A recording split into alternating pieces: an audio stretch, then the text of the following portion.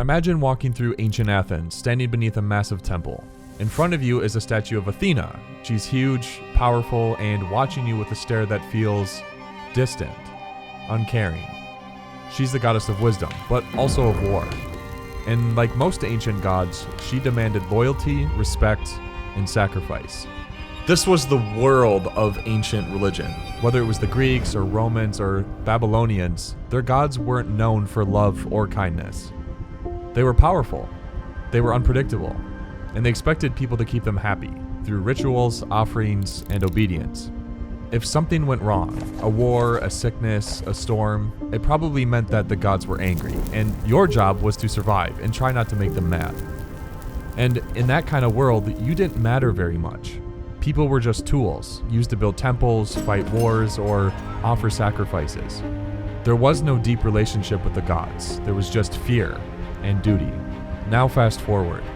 There's a man walking down a dusty road in a small town called Galilee.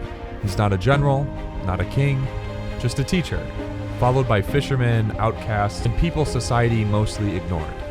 And he said things like, "Blessed are the poor in spirit, love your enemies, and pray for those who persecute you." To the people of that time, that sounded absolutely insane. Why would you bless weakness? Why would you love your enemies? Because that's how you get crushed. And yet this man, Jesus, didn't just say those things, he lived them. And even more shocking, he claimed to be God. But not a God of war, not a God who needed sacrifices, a God who loved people, who served them, and who would die a shameful, painful death, not for his own crimes, but for the sake of the world. A crucified God. To the Romans, that was a joke. To the Greeks, it was just foolishness. No one worshipped a God who got himself killed. That wasn't strength. That was weakness. But that's what made Christianity so different, so shocking, so absurd. This message didn't just challenge the ancient world, it practically turned it upside down. It redefined what it meant to be strong, to be human. And today, whether you realize it or not, you are living in the world that was shaped by that story. So let's rewind. Let's go back to the world before Christianity. A world where gods ruled with fear and people were nothing more than tools. Because only then can we see how radical, and honestly how beautiful, the Christian message really is.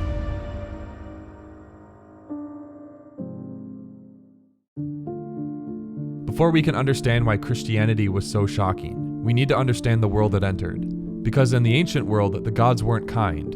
They weren't loving, but they were powerful and dangerous. Take Marduk, the chief god of Babylon, for example.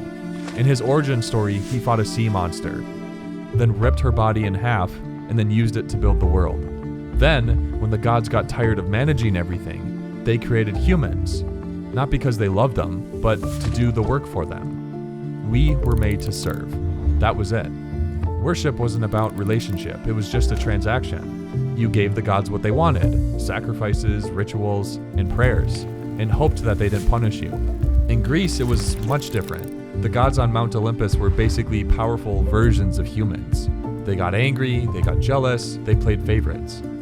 Zeus, the king of the gods, was known for his power and his affairs.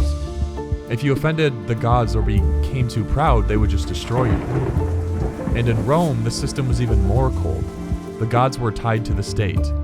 If Rome won a war, they thanked Jupiter. If you lost, the gods supported the strong, and the weak were just left behind.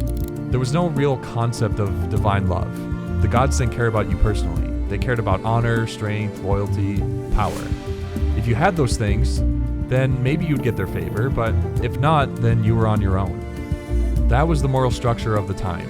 Power wins. If you're strong, you rule. If you're weak, you obey. People didn't think this was unfair. It was just how the world worked. Even in Jewish thought, which had a radically different vision of who God is, a just and holy God, there was still weight. Following God's law came with high stakes. Disobedience could bring exile, disaster, or judgment. After the destruction of Jerusalem, many Jews struggled with the question, if God is good, why did this happen to us? It was a real, raw tension. And most people didn't feel like they could question the gods. That was dangerous. A few brave philosophers like Socrates, for example, tried to push back. He challenged the morality of the gods in Athens, and for that he was sentenced to death. So if you were poor or sick or a slave, your life felt small, forgotten. You weren't made in the image of the gods. You were just there to survive, serve, and hopefully avoid their wrath. This was the world before Christianity, a world where no one believed the gods loved them, a world where suffering was just part of life and where strength was everything and mercy was weakness. And then someone showed up and said something completely different. He said the poor were blessed, that the sick mattered, that God was a father, that he loved people, all people.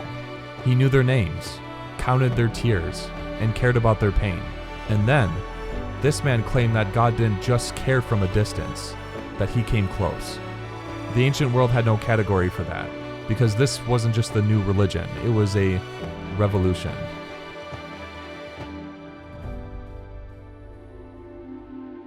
Now imagine that ancient world again, a world obsessed with power, status, and victory, where God demanded sacrifices but never offered them themselves.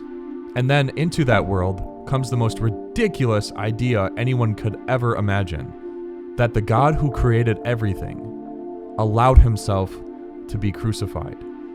Not as a punishment, but as a gift. This wasn't just unusual, this was absurd.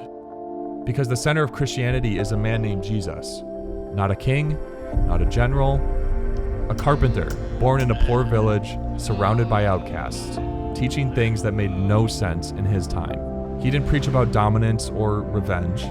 He talked about forgiveness, loving your enemies, and serving others instead of trying to control them. He said things like, "Whoever wants to be great must become the servant of all." He healed people who couldn't pay him back. He touched the untouchable. He included women, lepers, foreigners, people everyone else ignored. And then he claimed to be God. But instead of showing up with lightning and thrones, he let himself be arrested, mocked, beaten, and nailed to a wooden cross. To the Romans, crucifixion was the worst kind of death you could experience. It wasn't just meant to kill you, it was meant to humiliate you. It was public, painful, and reserved for the lowest of criminals. And Christians claimed that this brutal, shameful moment was the turning point of history, that the cross was a victory, not a defeat. To most people, that sounded insane. Paul, one of the early Christian leaders, even admitted it. We preach Christ crucified, a stumbling block to the Jews and foolishness to the Gentiles. In other words, everyone thought it was nonsense. Because no one wanted a crucified God. They wanted power, security, control. But Christianity said, no, this is what God looks like. Not demanding sacrifice, becoming the sacrifice. Not destroying his enemies, forgiving them. Not towering above humanity, joining it. And that flipped everything upside down. Because in the ancient world, if you wanted to get close to the divine, you had to earn it. Through rituals, through laws, through blood and sweat and sacrifice. But Christianity said, you can't earn it. You don't have to. God has already come for you. That's called grace. And it blew people's minds. Because grace wasn't normal. Every religion said, do this and you'll be accepted. But Christianity said, you are accepted, so now go and live like it. It said that God loved you before you did anything right, before you believed the right things, before you cleaned up your life. That idea felt reckless, dangerous, and even offensive. But for people who had nothing, for the slaves, the sick, and the broken, it felt like hope, because they finally heard something no other God had ever said to them. You are loved. Not because of your strength, but in your weakness. And not because you've earned it, but because God is that good. And this wasn't just a one-time message either. It was just a completely new way of seeing the world. A kingdom where the poor are honored, the first are last, the lost are welcomed, the guilty are forgiven, the proud are humbled, and the weak, especially the weak, are lifted up. It just didn't make sense. It didn't fit. And maybe that's why it worked. Because people weren't looking for more power. They were looking for meaning, for love, for something true. And the cross, as absurd as it was, felt real, felt personal, felt like something the world needed. Because in a world built on fear, domination, and control, what could be more powerful than a God who chose love instead? So here's the question. Why does any of this matter? Why tell the story of a poor teacher in ancient Galilee, of a crucified man who claimed to be God, of a small, strange movement that somehow reshaped the world? Because it's not just history. It's not just the religion. It's a revolution that still challenges everything we believe about strength, success, and what really matters. Because in a world where power still does dominate, where self-promotion is celebrated, and where people are often valued for what they can produce, Christianity dares to say the opposite. It says the poor are blessed, the weak are worth protecting, the forgotten are seen, and love, not force, is the highest form of power. That kind of message is still absurd. Yet, it's still everything we need. Because deep down, we all feel the tension, the pull between who we think we need to be and who we hope someone sees in us. We long to be loved without earning it, to be forgiven without deserving it, to be told, no, you're not alone, you're not forgotten, you're already loved. That's the heart of Christianity. Not a checklist of rules, not a ladder to climb, but a cross, where God didn't demand something from you, but He gave everything for you. And that truth, it still turns the world upside down.